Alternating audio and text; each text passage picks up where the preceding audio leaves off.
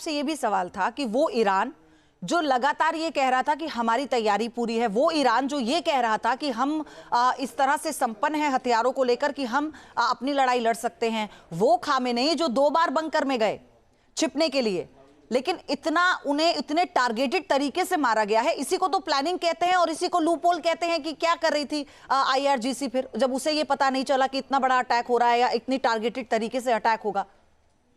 इसे कहते हैं टेक्नोलॉजी का कमाल जी।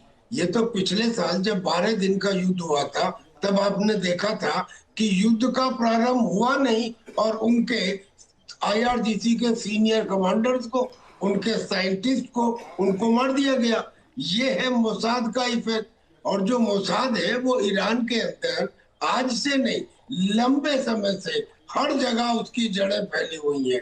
और उस मोसाद को जो मदद करता है, जो उसे रियल टाइम इंफॉर्मेशन और टेक्निक बताता है, वो है इजराइल की वो यूनिट जिसका नाम है 8200।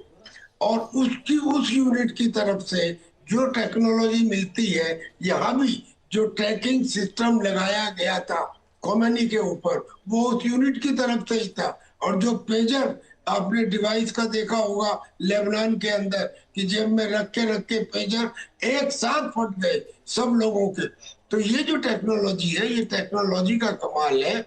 और कमाल था यानी कि इजराइल ने कोई चांस नहीं लिया। उन्होंने केवल उनके घर के ऊपर बम नहीं डाले, उन्होंने उसके दफ्तर पे भी डाले। और वो दफ्तर में बैठा था, घर में नहीं था, वो दफ्तर में बैठा था जब उसको मारा गया। लेकिन दफ्तर भी नजदीक था और एक आध दो नहीं 30 बम डाले गए, ट्रैकिंग सिस्टम लगाए गए। और फिर उनके पास ये भी है कि एक दफा हमला करने के बाद टारगेट की क्या पोजीशन है उसका वीडियो उनको मिलना चाहिए, because they have got that sort of camera. अब जो उसमें मलबे में दबी हुई बॉडीज मिली, उसमें एक बॉडी खोमेनी की भी थी। तो लिहाजा उन्होंने कहा एक दफा के लिए हम डोनाल्ड ट्रंप की क्रेडिबिलिटी को देखते हुए ये कह भी सकते थे कि ये इंफॉर्मेशन ये जानबूझ के दे रहे हैं। लेकिन बेंजामिन नेतन्याहू, चाहे वो वार क्रिमिनल कहा जाए उन्हें, लेकिन उनमें क्रेडिबिलिटी है। उन्होंने कल शाम ही ये बात कर दी थी, अब सबने मान ली। अब सब में मानने के बाद IRGC के कमांडर कह रहे हैं, जो भी बचे हुए हैं, कि हम भीषण बदला लेंगे। अब मेरा सिर्फ ये कहना है कि ये उनका इंस्टेंट रिएक्शन है। ये ऐसे है कि अगर किसी को चांटा मारो तो आप उसे रोने से नहीं रोक सकते, देख लूंगा मैं तुमको। तो ये उस टाइप का रिएक्शन है। जब वो रियलिटी को महसूस करेंगे आने वाले 24 घंटे में, तो मुझे लगता है कि अब ये युद्ध लंबा नहीं चलेगा। लेकिन जो इनकी खसलत है, मैं एक बात बताना चाह रहा हूँ। इन्होंने कहा, ईरान ने कहा कि हम मिडिल ईस्ट में जहां जहां भी अमेरिका के बेसिस है उनके ऊपर हमला करेंगे। अच्छा, मान लिया आप हमला करेंगे, आपने दुबई में क्यों किया?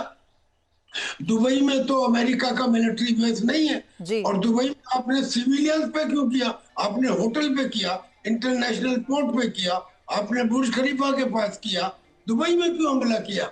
इसका मतलब कि ये आप दुनिया को रैंसम, दुनिया को अपने घुटनों पे लाना चाहते हैं। Point number 1। पॉइंट नंबर 2, आपने स्ट्रेट ऑफ हॉर्मुज को क्यों बंद किया? स्ट्रेट ऑफ हॉर्मुज में केवल आपका ही नहीं, बहुत सारे देशों का तेल, 30% दुनिया का तेल वहां से गुजरता है। अगर आपकी अदावत अमेरिका से है, इजराइल से है, तो आप अमेरिका और इजराइल के साथ बात करो। आप पूरी दुनिया का तेल बंद कर रहे, दूसरे देशों का तेल। सर, ये तो अपनी रक्षा के लिए ऐसे विकल्प है ना जो कोई भी देश अपनाता है, जैसे वो तो डे 1 से ये कहा जा रहा था। मधुरेंद्र, इसी बात को आगे बढ़ाऊंगी मैं, लेकिन 3 तस्वीरें जरा पहले दिखा दे दर्शकों को।